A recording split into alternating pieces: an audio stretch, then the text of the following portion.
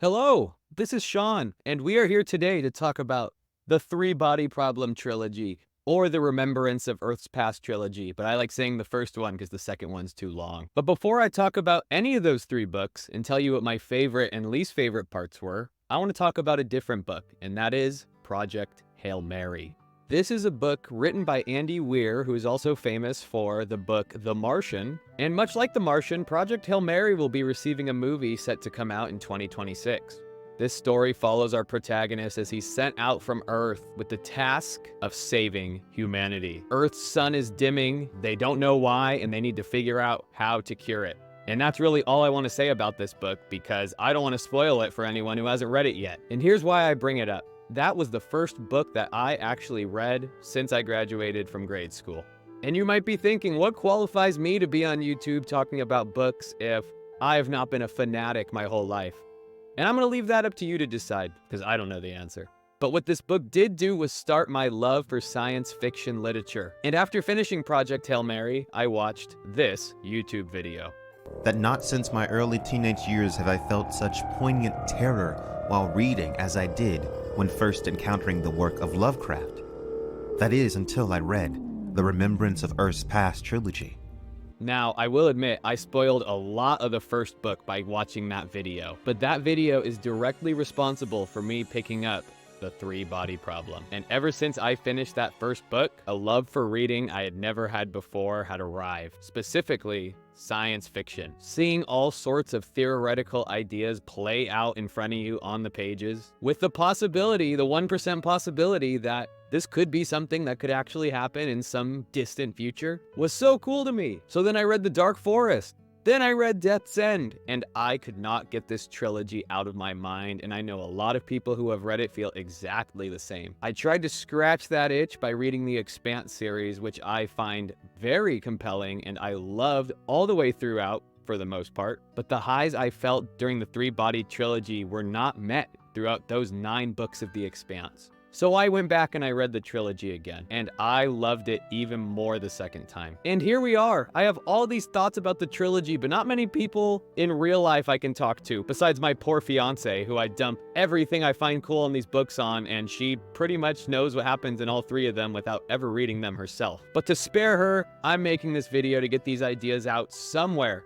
And whether you agree with everything I say or disagree with it, I just want it to be known how much I love this trilogy. So without further ado, this is Sean, and these are my top 5 favorite and least favorite moments from the Three Body Problem trilogy. In number 5, I have Yun Tian Ming's fairy tales that he tells in Death's End. And I'll be honest, the first time I read Death's End, the start of that book, I was like, okay, what's happening? We just got done with the high of the high at the end of the Dark Forest, and now we're following this guy who, there's no other way to say it, he's just a creep. The start of the book, Yun Tian Ming, like, he's stalking Cheng Xin, waiting outside her work for her, just weird behavior all around. And if you want to talk about some of the weird behavior in these books, stick around for the 5 worst parts, because trust me, I'll get to it. But Yun Tian Ming, his arc turned around in a way I thought was amazing. So, like I said, he's a creep.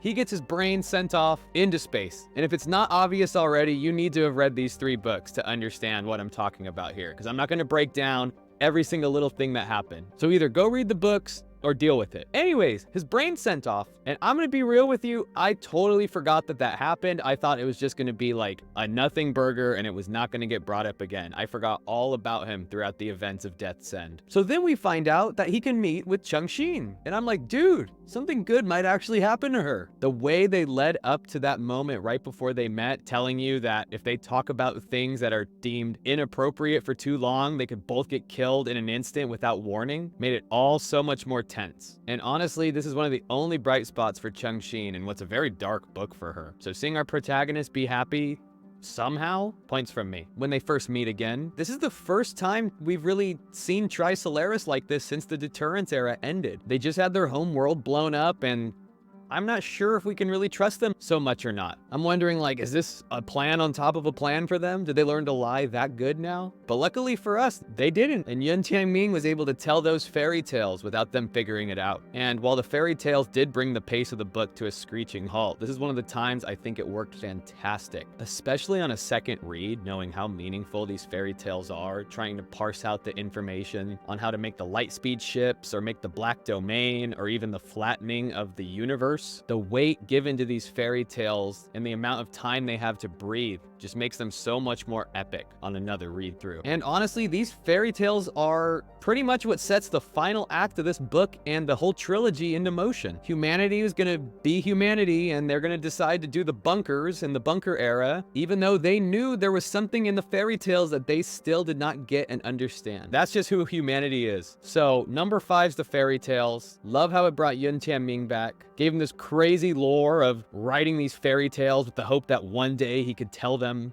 with all their secret messages, and then the heartbreak at the end when you find out it was too late. They could not decode all the messages in the fairy tales in time. At number 4, I have Zhang Beihai's mission in the Dark Forest. And this was one that really took me 2 reads to appreciate, because I'll be honest, the first part of the Dark Forest with Luoji's girlfriend was so hard for me to get through. And due to that, I was kind of reading this book at a very leisurely pace, forgetting about details here and there. But when I went through Dark Forest a second time, I thought Zhang Beihai was one of the best characters in the entire trilogy. You know, I thought he was crazy or something at first, but he successfully fools the military into having them think he's super anti-escapism, when in reality, he knows that's probably how humanity will be able to survive. And as we learn at the end of the 3rd book, it is. So, you know, all of his actions are given new layers when you know how it ends. Like him wanting to work on the fusion drives, and just all his interactions with the military personnel are super fascinating under that microscope. The meteorite bullet assassination in space is one of the coolest non-big theoretical idea parts of the entire trilogy as well. And I remember the first read when he's taking over that ship, holding the crew hostage right before the Doomsday battle. I was not thinking too fondly about him. I was thinking more along the lines of, dude, what are you doing? But on a second read, he is so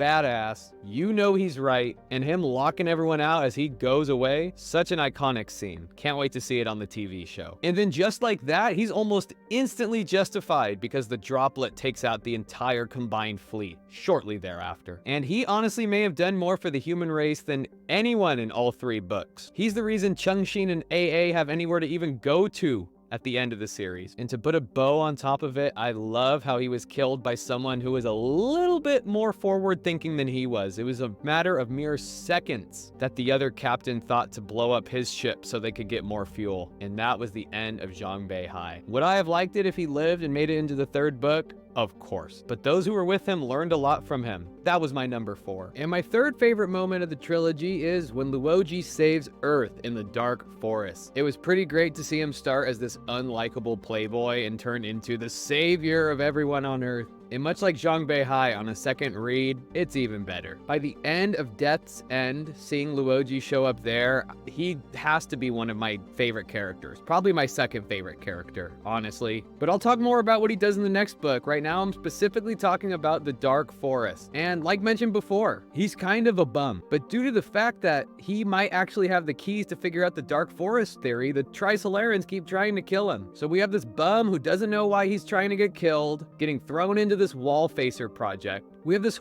horrible part of the book where he has a fake girlfriend, and I really am not looking forward to talking about that later. But if that wasn't part of his storyline, this would be higher on my list. The only blemish in it. But seeing him fall through the ice and finally have that realization of what he needs to do, what his plan can be, is awesome. Sending the spell out and finding out that it actually worked all those years later had me so confused the first time I read the book. Like, what the hell happened? How did he destroy the star? Then you have the Battle of Darkness, and when he finds out about that, he's like, my theory's correct. So he's viewed as a god by the people at one point. Talk about a crazy turnaround. And due to this, they just let him come up with plans. He's a wall facer again, unlimited money. They want him to find the other droplets that are hidden in the solar system. But in actuality, he's setting up a Morse code system of bombs. And at the end of the book, gives Trisolaris a final gotcha. Guess what? Mutually assured destruction is here. He can reveal their coordinates at any time with his dead man switch. And seeing the Sophons unfold and actually come to a peace agreement with him, I could not believe he had actually won. The part of the book where he's explaining the Dark Forest theory to Da Shi is one of the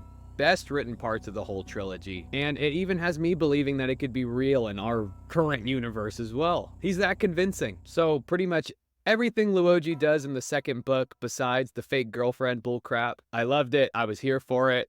My third favorite part of the trilogy. It's number 2, and I still have the Dark Forest out, so you know what's coming. The Doomsday Battle is my second favorite part of the trilogy. And how could it not be? You knew it was going to be up here on the list. This is the most hype stretch of the entire book, dare I say the trilogy. This is essentially the first time humans are directly fighting with Trisolarans. And the word lopsided would not even begin to describe how bad they kicked Earth's ass in this book. These aliens went from not knowing how to lie to having the humans believe the droplet was this abstract gift. We're hearing points of view down on Earth of people worshiping it, thinking it's a piece of art, when Trisolaris has done nothing to prove that this isn't some sort of weapon or drone or ship or something. I thought that was just haunting, how people had no idea what it was and they came to their own conclusions, whatever made them sleep well at night. Another part I love right before the battle, Ding Yi was brought back from the first book, the guy who gave the whole farmer hypothesis, farmer and the turkeys, and his explanation of those theories in the 3-body problem book are what got me hooked on it in the first place, besides that Quinn's idea video. So seeing him back was great, and it is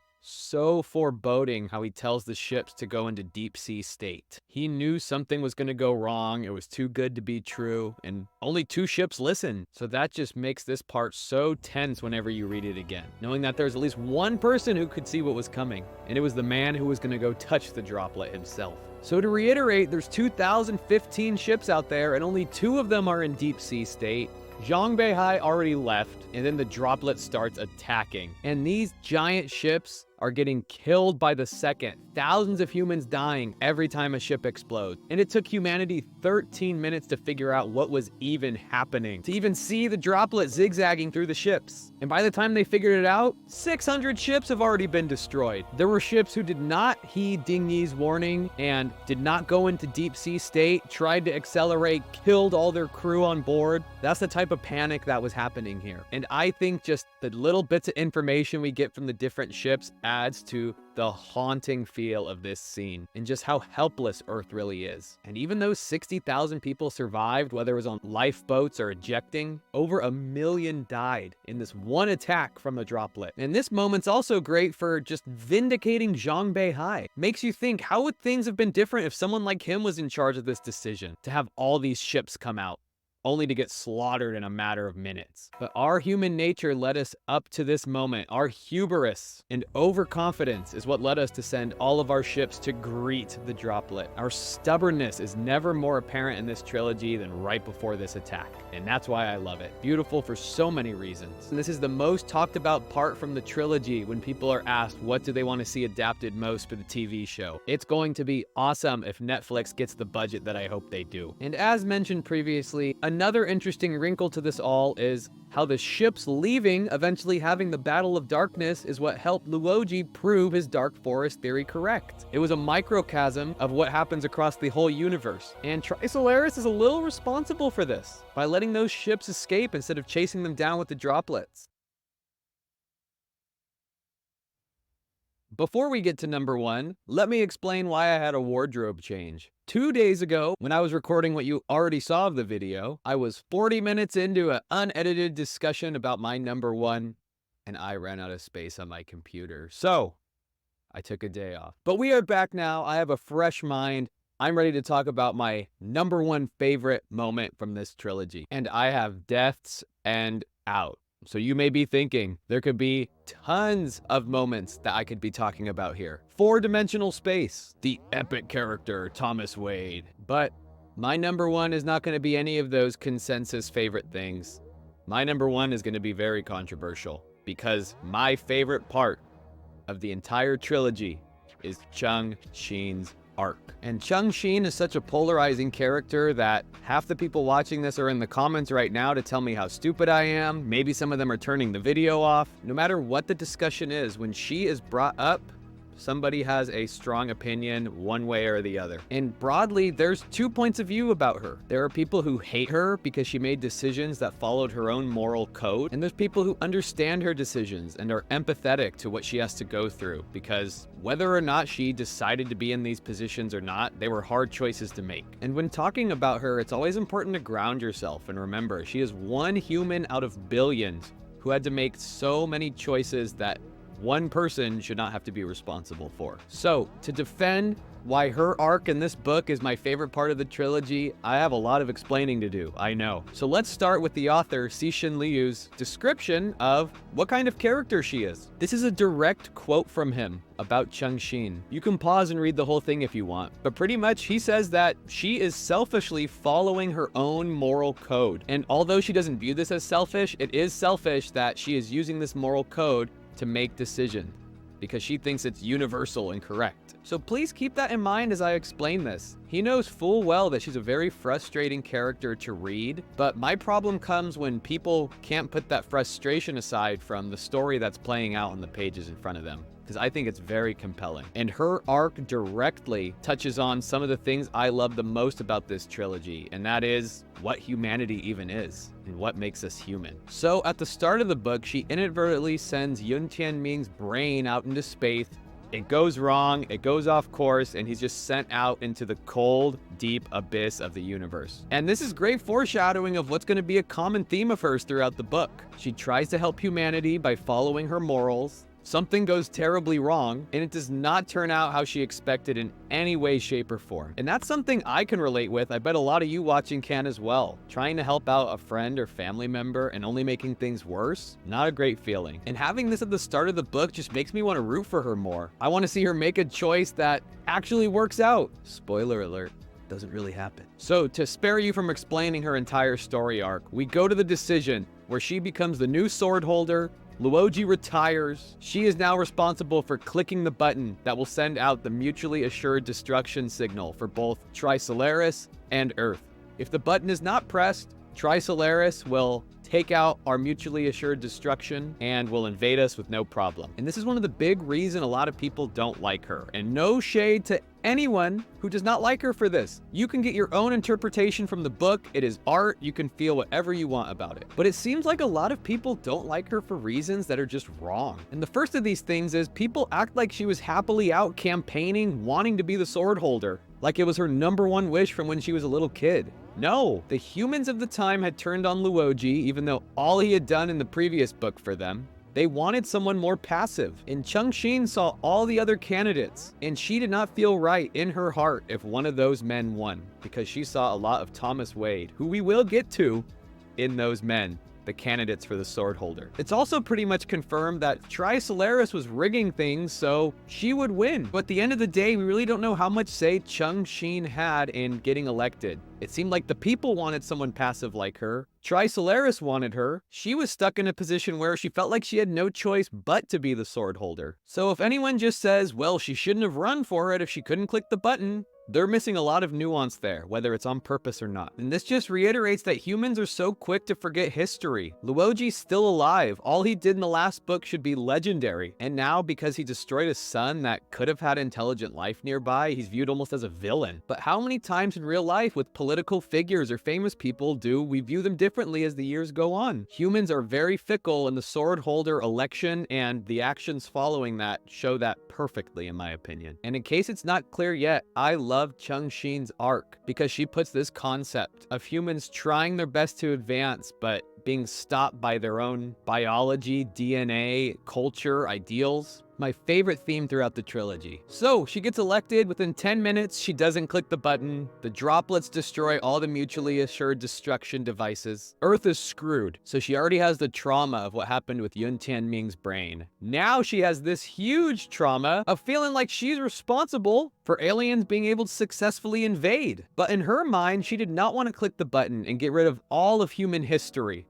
because clicking that button was a 100% confirmation that the sun would explode and Earth would cease to exist. And what's going through her mind as she decides whether to click the button or not is everything that has happened on Earth before and how her clicking that button would give a definite end to all the progress we could make. And I don't know, a lot of people online are super confident they would have pushed it. I can't tell you with complete confidence if I would or would not. Hindsight's 2020, and without that, who knows? So all of humanity hates her now, obviously, because the droplets are destroying things. The Trisolarans are telling humans they can either move to the moon or to Australia. And a lot of horrible things happened on Australia. That was one of the darkest parts of the book. I wish we had a little more time there because it was very compelling to see what would happen if all of humanity is in Australia. But we'll save that for another time. We're just talking about her as much as we can. I'm promising myself I won't get too sidetracked. I don't want to record this a third time. So she's in Australia trying to make things right, following her moral code, and she just can't do it. And she feels so much pain that she ends up going blind. And this is the only time I've ever read a book where I'm actually feeling physical pain in my heart because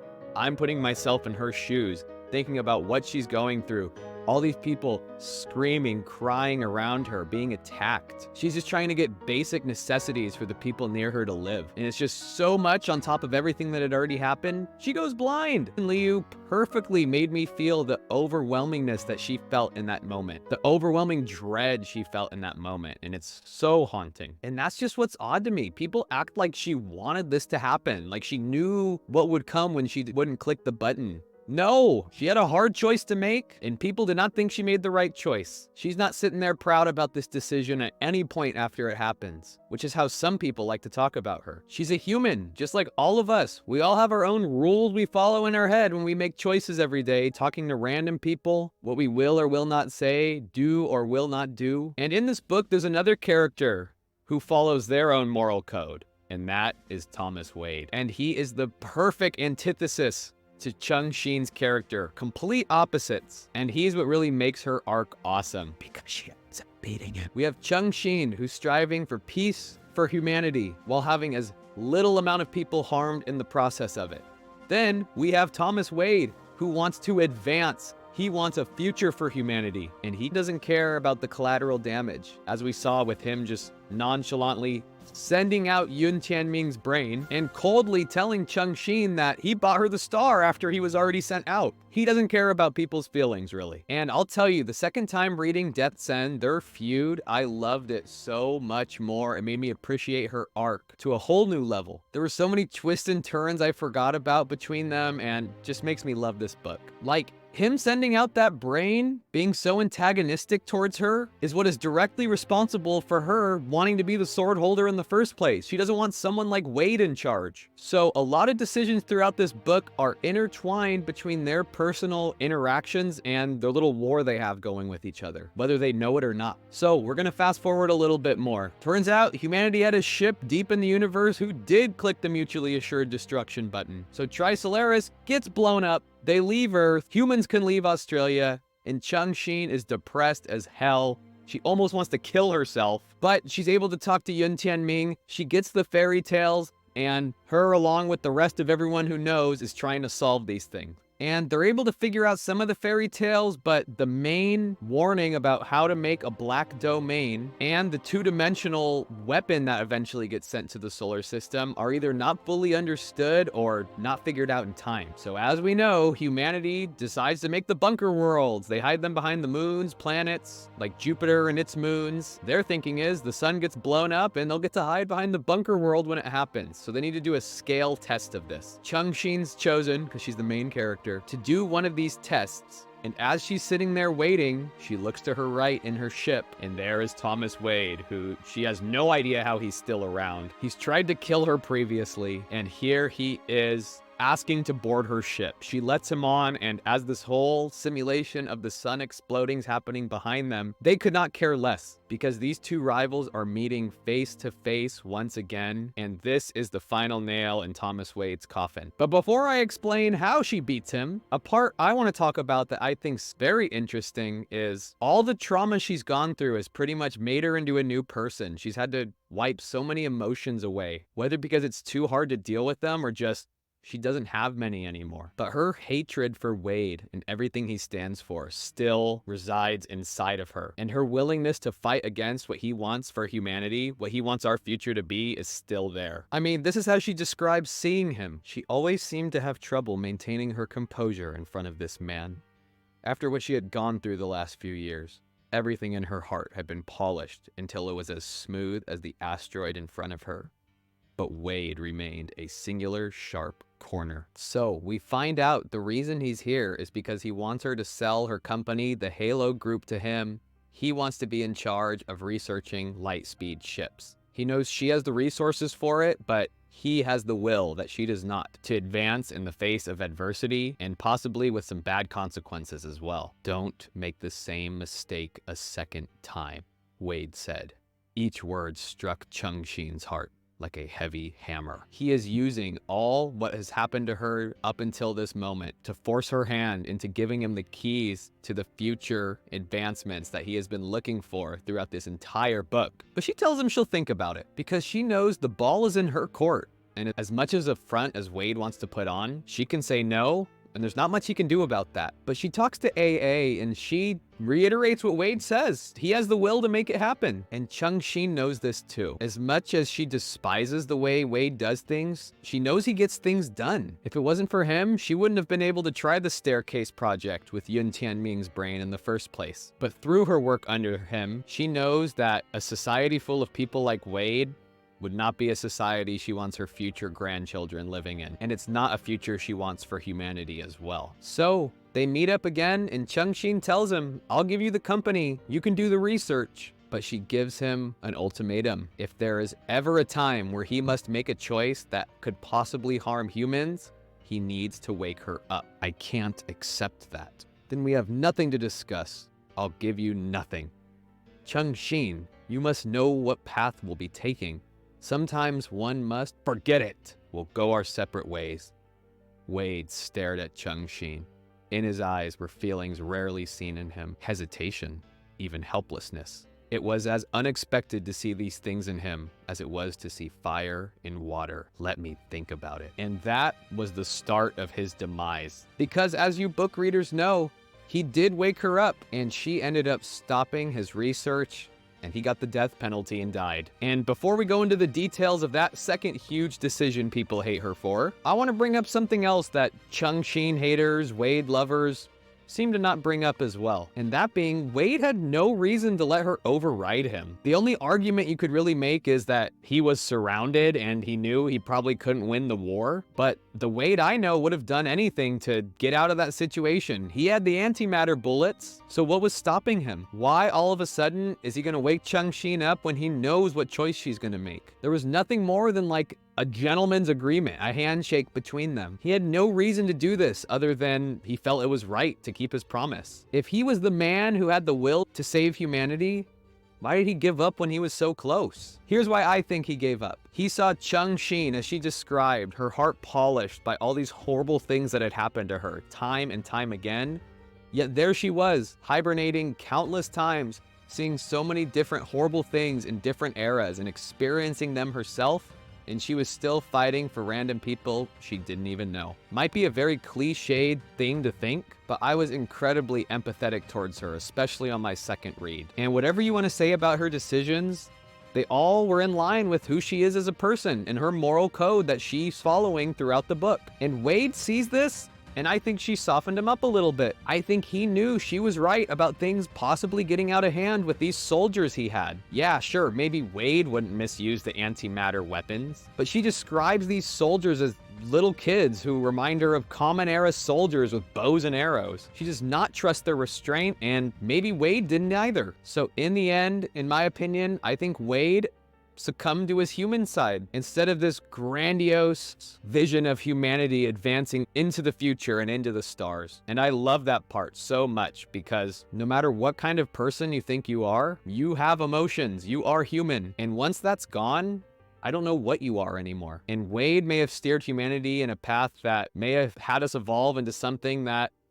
isn't human anymore. So Wade's gone, he's dead. Chung-Shin beats him by maybe giving him some self-reflection. But unfortunately for her, her arc is not over, and she has many more traumas to go through. This woman who has seen and felt so much, been through more eras than like any human ever, has been berated by billions of humans, billions of book readers, is somehow still standing and still advocating for the humanity who has turned their back on her. So she says, put my ass to sleep. I don't want to wake up till our solar system's getting destroyed. I'm over this. So Xiao Bin wakes her up and he's like, hey, get on the ship with AA. We're going to Pluto. And that's when she discovers that the attack isn't what it seemed. The universe is actually flattening and there's no way to get out. Sorry, we're all gonna die here. And this is when Chung-Shin can finally come to peace, at least as much as she can, with everything she's gone through and prepare for death. But she finds out they're going to Pluto because Luoji's there and he's in charge of the Humanity Museum. They have all these works of art, the Mona Lisa, Starry Night, and they're trying to best preserve humanity before it is gone forever. And I just like to say, I think it's so cool how both sword holders are here at the end of the book watching the flattening of our solar system together. Two people who are very responsible for where things are at now, whether good or bad. Great fan service moment. Love that stuff. I also love how they used Ray Diaz's crater in Mercury from the Dark Forest to secretly create the Lightspeed ship. Just a fun little callback. More of a callback than Wang Miao gets, but I'll get to that. So there she is. She's accepted her fate. Her, AA, and Luoji are watching as all these planets are flattened. They watch Earth be flattened with these beautiful snowflakes around it. They have a moment. They mourn for all they can't see anymore. And then what is possibly one of the saddest parts of the trilogy, at least the saddest part for her arc, in my opinion, and that's when they finally leave Pluto. They're leaving, and Luoji says Xiao Bin probably sent the ship to Pluto because he wanted Luoji to leave, but he's like, I'm 200 years old, I'm gonna stay here and die. But there's actually a lightspeed drive in your ship, and he should have just had you guys leave when you woke up. But I'm sending you off now, goodbye. And as they're leaving him behind, the final two people to escape from the solar system, from this flattening, the only two people, it is revealed that if Chung-Shin would not have stopped Wade, there would have been more time to research lightspeed drives. And that extra time could have given humans the research needed to build a black domain around Earth. Chung-Shin said what Luoji could not bring himself to say. There were 35 years between the Halo City incident and the completion of the Mercury base. 35 precious years were lost. Luoji nodded. Chung-Shin thought the way he looked at her was no longer kind, but rather resembled the fires of the Last Judgment. His gaze seemed to say, "Child, look at what you've done." And wow, this old man who she was just hucking it up, having a sentimental final moment with, when she thought she was going to die too, gives her the scorn that all of humanity had given her as well. And that's just heartbreaking to me. After all she had gone through, she's finally able to accept her fate. Not only does she have to live on and go to some other planet, she's told by the one man who could possibly relate with her the most that she failed yet again, like Wade warned her about. And that is so tragic to me, knowing that it seems like she just can never catch a break, no matter how good her intentions are. And it's just a microcosm of life. You could have the best intentions, but it could never pay off. That's humanity. This part hit me especially hard on a second read through. Chung-Shin really did feel an infinite gravity now. The power came from every corner of the universe, ruthlessly tearing at her soul. The horror of her last moments as the sword holder 127 years ago resurfaced as 4 billion years of history pressed down on her and suffocated her. The sky was full of eyes staring at her, the eyes of dinosaurs, trilobites, ants, birds, butterflies, bacteria, just as the number of men and women who had lived on the earth possessed 100 billion pairs of eyes. Chung-Shin saw AA's eyes and understood the words in her gaze. You finally experienced something worse than death. Chung-Shin, who originally did not press the button because she saw all these things from the past that she knew she would be destroying, has to sit there as she is speeding away from the solar system that is flattening, kind of directly because of choices she made. Which now I will reiterate, I don't understand how she's talked about, especially during this part of the book, by people who don't like her. People talk about her like she's so confident in her decisions in the aftermath of them, but she never really is. She is one human who had to make choices no one human should have to make. As the author says, these are selfish choices, but they're a product of who she is. No different than if you or me made a choice. The human people voted her sword holder. Wade woke her up and made her choose. Just because she's acting in line with who she is does not mean she's proud of anything that happened because of these choices. Would you have rather had her turn on who she is as a character? I wouldn't. The weight of these decisions is killing her throughout the book. Like I said earlier, she almost kills herself. She's never happy about these things. She feels like her heart has been polished down to nothing. And after my second read, she became my favorite character. I could see her mindset and where she was coming from with every decision she made. And to see it backfire pretty much every single time was so heartbreaking, yet so compelling, knowing that she ends up being one of the very last humans ever at the end of the book. This person who feels like they have no self-worth anymore, they're responsible for all these horrible things that's happened to the people she loved, is forced to be there till the very end. Peak sci-fi. Chung-Shin being the one to make it out of the solar system is not fair, and nobody knows this more than her. So it's ridiculous when people claim that she just happily gets away with no consequences. I wonder, do these people have emotions of themselves? Can they not read the book? Can they not hear what she's thinking? She's a tragic character. And speaking of tragic, she's finally about to meet Yun Tianming on the star he bought her. A happy ending, hey! And right when she's about to meet him, they hit a death line, and they have to wait 19 million years to land their ship. Her and Guan Yifan land, find out Yun Tianming and AA had a happy life together, and they left them a little gift, a pocket universe. And at the very end of the book, we find out that every single alien human creature inside of these pocket universes are being asked to return the matter inside. And on a first read, I wasn't sure how to feel about this ending. Everything leading up to Pluto felt very rushed all the way until the end of the book. So many big concepts were thrown at you without much time to digest them. But going into this book a second time knowing her fate, I think it's a great way to wrap up the trilogy and her arc. The countless races in the pocket universe are asked, do you want to keep living here selfishly? Or do you want to give the matter back for the hope of a better new universe? And we don't know anything about these other races, besides if there's any Trisolarans left, and I don't think they'd give it back. And then it makes me think, what if humanity advanced to a point that Wade wanted, and we were these humanoid creatures who only cared about advancement without caring for what life it may cost? Would Wade's humans have given back the matter in the pocket universe? I don't know, but Chung-Shin is a human, and humanity would decide, hopefully, at least in this book, to give the matter back. And in my head, I like to imagine the threshold was super close, whether enough matter was given back or not, and Chung-Shin was the one that tipped the scales towards a new universe being formed. But knowing her luck, she's gonna walk through that door and be labeled a traitor to all in the universe for some unknown reason. But I guess we'll never know. I love the ending now. I love Chung-Shin's character arc. And I love this book. That's my #1 favorite part from the trilogy. Let's talk about some bad ones now. And these worst 5 will definitely not be as long as the last one I talked about, because based on the Reddit thread I made, a lot of us are gonna agree on these. And my #5 is something I saw on almost everybody's worst list, and it's Luoji's fake girlfriend. I remember my first time reading The Dark Forest, I had to take multiple week-long breaks because I just could not get past the fake girlfriend part. I almost had to put down the book entirely.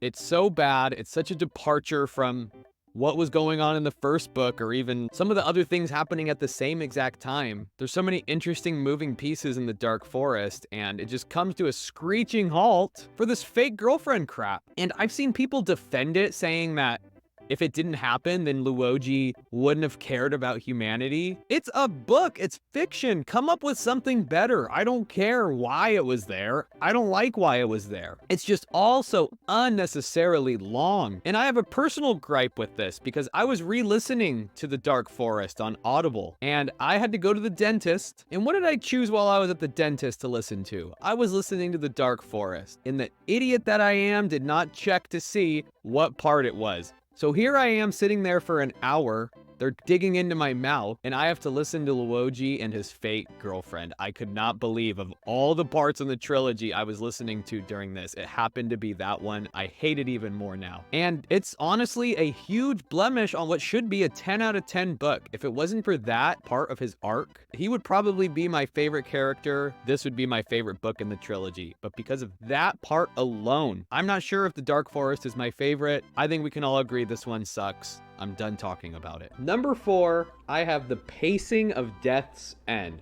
This is a big, meaty book, and they honestly maybe should have cut it into 2 separate books, in my opinion. And the pacing of this one is what makes me question whether I like it more than Dark Forest. This book has so many cool ideas crammed into it, and to Cixin Liu's credit, he crammed them all in, whether or not it messed with the pacing or not, which I appreciate. I love all the cool concepts brought into Death's End more than any other of the 3 books. There's just so many. But either they could have made this book longer or split it into 2 parts. I would have loved some more time to breathe through some of these theoretical concepts. Seeing what happened in the future, I would have loved more time there. Just feels all so rushed for the last third of the book, especially. And I already mentioned, I love how long it takes them to explain the fairy tales in this book. But I would love that level of explanation and detail for all the different eras Changxin visited. It feels like a few of them we just get a quick snapshot and then have to move the story forward, and we can't let it breathe more and learn more about the inner workings of the bunker city and things like that. Or what was Guan Yifan and Yun Tianming doing? I would love to know the fate of the remaining Trisolarans after they let Yun Tianming talk to Changxin. What happens to them? Do any of them end up in a pocket universe? Or even what happened to Yun Tianming on the ship? I know Redemption of Time talks about it. We will get there. If we extended this book or cut it into 2 parts, Cixin Liu could have gotten all the ideas he wanted out there and not have to worry about getting the plot moving. Now, this does not ruin Death's End for me, but there are a few times throughout the book where I'm thinking, I really wish we could have had more time exploring this area.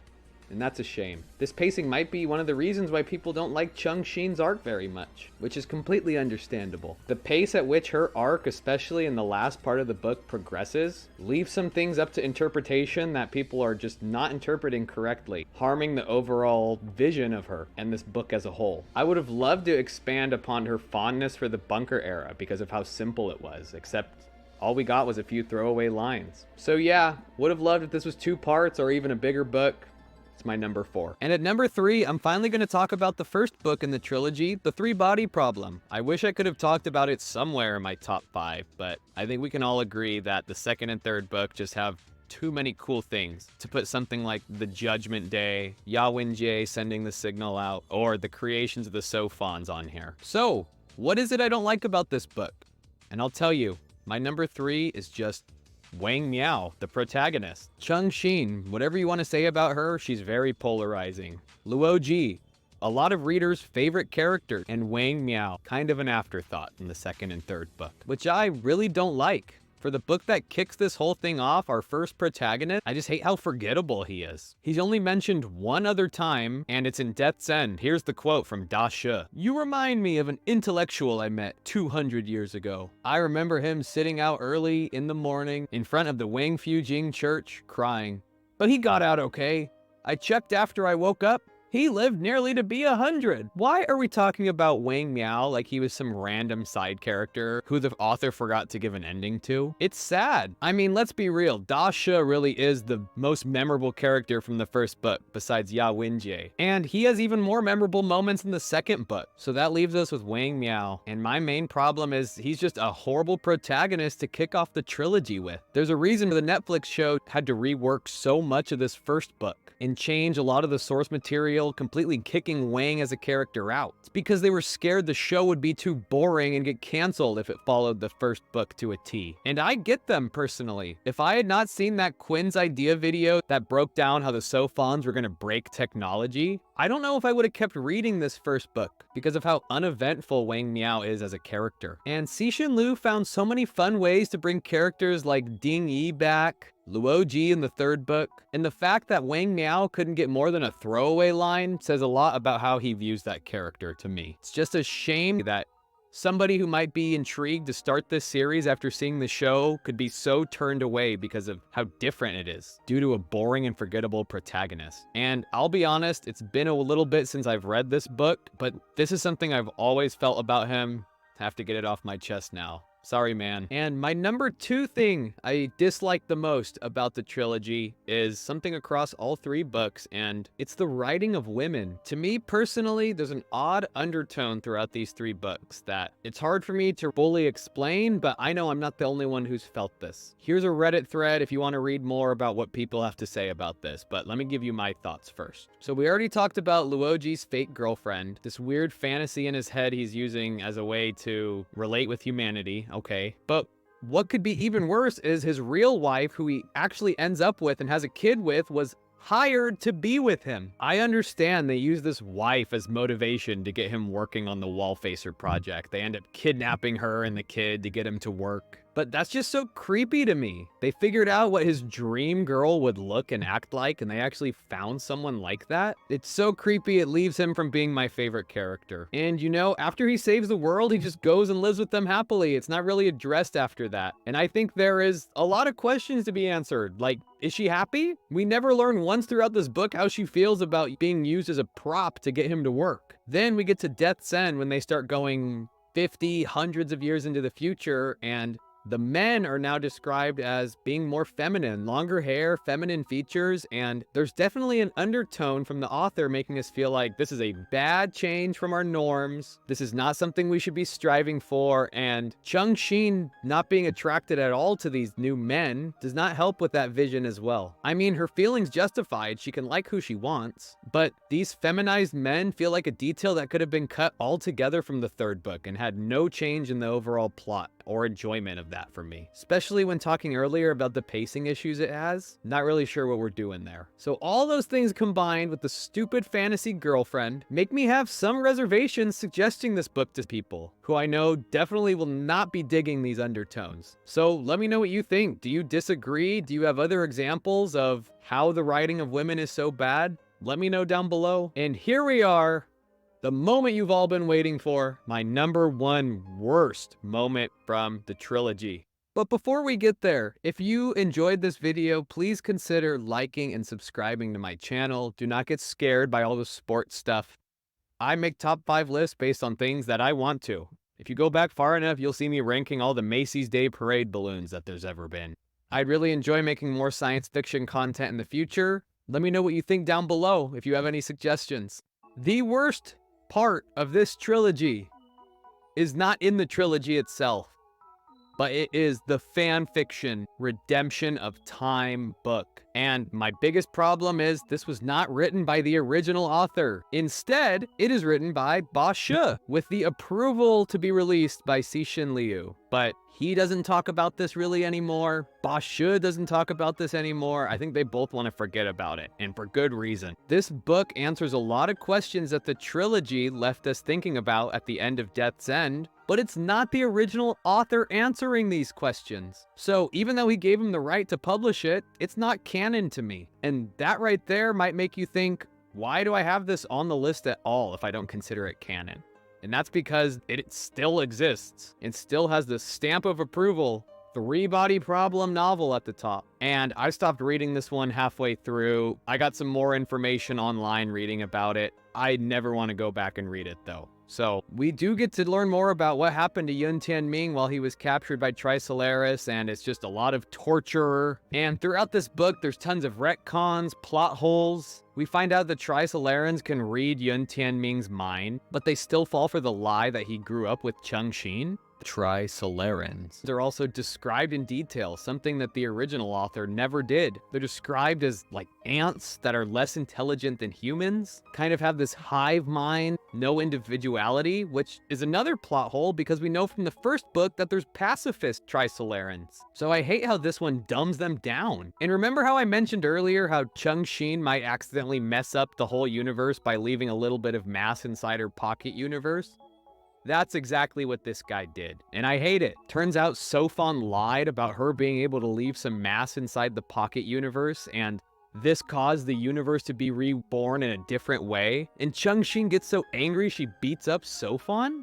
That's not who she is. And we find out the new universe that Yun Tianming is reborn into. He's actually Cixin Liu and writes the 3-body problem book. What are we doing here? In between this all is a very boring time to save the universe science fiction story with singers, people, and it's just not very exciting. At least the parts I got to and what I've read about it online. I will not be reading this one. And it's just sad to me that this was made instead of a Depth's End Part 2 by the original author. I understand nothing could have really been done there, but this is the worst part of the 3-body problem trilogy. So let me know what you thought down below. Did you love it? Did you hate it? Please let me know. I read every comment and try to respond to them all. Until next time, this is Sean, and that was my top 5.